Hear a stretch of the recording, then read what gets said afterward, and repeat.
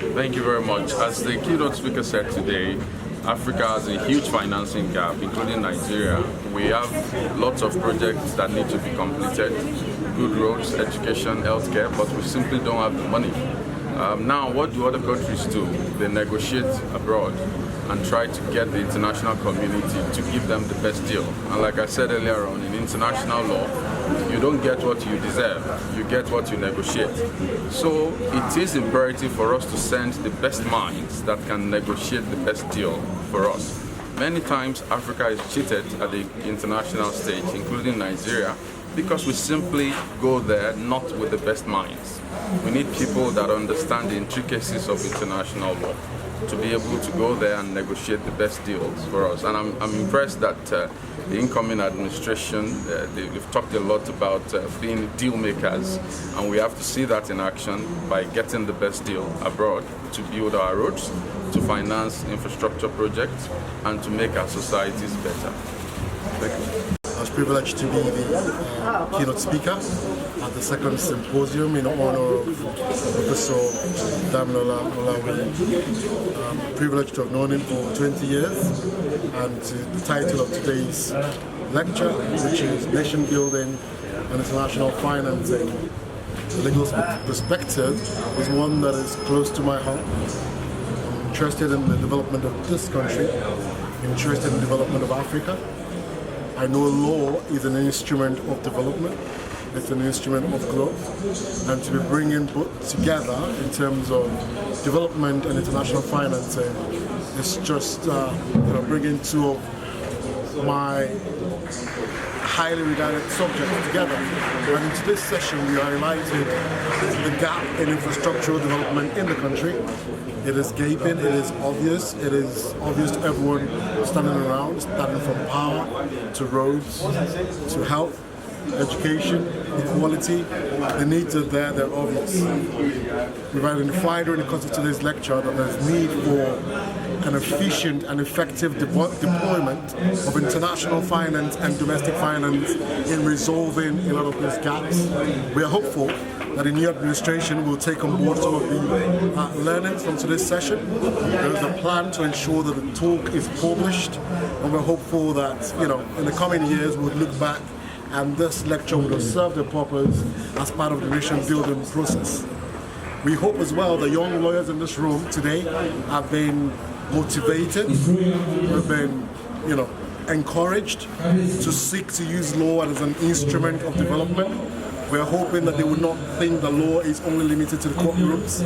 There's so many other avenues where law can be deployed for the purpose of nation building, including in financing. And we are hoping that in a couple of years down the line, we hear about some lawyers in this room, students in this room, who've heard this lecture and have gone on to do amazing, being students of schools around here, including at Abo, at Ekiti, and elsewhere.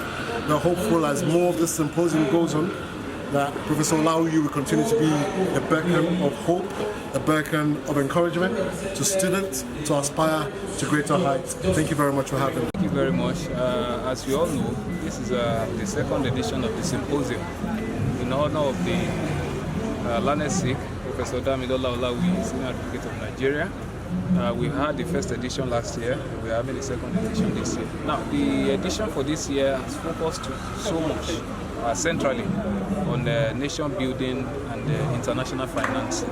And we have heard from the guest lecturer, Dr. Adeolu Onogurua, who came from the United Kingdom, to educate us on the need for the Nigerian nation and our government to tap into international financing as a way of bridging the infrastructural deficits that we have in Nigeria, which ordinarily will take us over 300 years to bridge if we don't start doing something about it now. So my takeaway, or what I believe should be everybody's takeaway at this symposium, is the fact that we have an enlightenment which our government should take very, very serious. Infrastructural deficits, just like the guest lecturer have said, is a serious problem in Nigeria.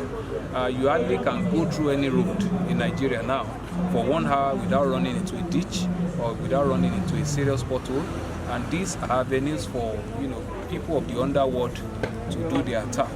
So it is very, very important for Nigeria as a nation to begin to focus on infrastructural deficits, because this is even the bedrock of economic development. There is no how we can develop as a nation except we begin to look at this area and begin to, ensure that we focus more funding as a government in this area. The much money that is going into,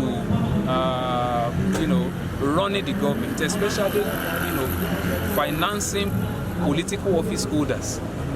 I believe it is high time we begin to look at diversifying these funds into creating infrastructural development for Nigerians. So I believe it has been a worthwhile experience. It has been a worthwhile. I've taken a lot away from today's program, and I believe next year is going to be another epoch-making event as well.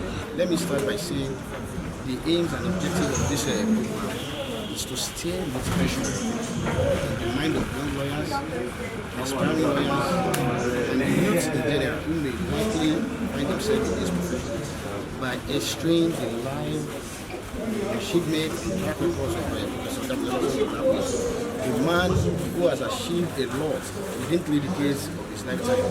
I mean, what he has achieved within 3 decades is beyond comprehension. So that is the essence of organizing this program. And as for the topic, the topic has been able to achieve one of it. The topic has been able to open our minds in other areas of practice. And we young lawyers can also venture into, we can acquire skills and knowledge in negotiating finance in terms of media development for our country. I mean, this is bringing law even beyond the shore of Nigeria to other countries, even when you are not a country of that country. I mean, that is unprecedented, and I'm glad that the guest lecturer has been able to do justice to that topic. He has been able to dissect the topic so that a common man will be able to have the understanding of what international financing means and its relevance to nation building.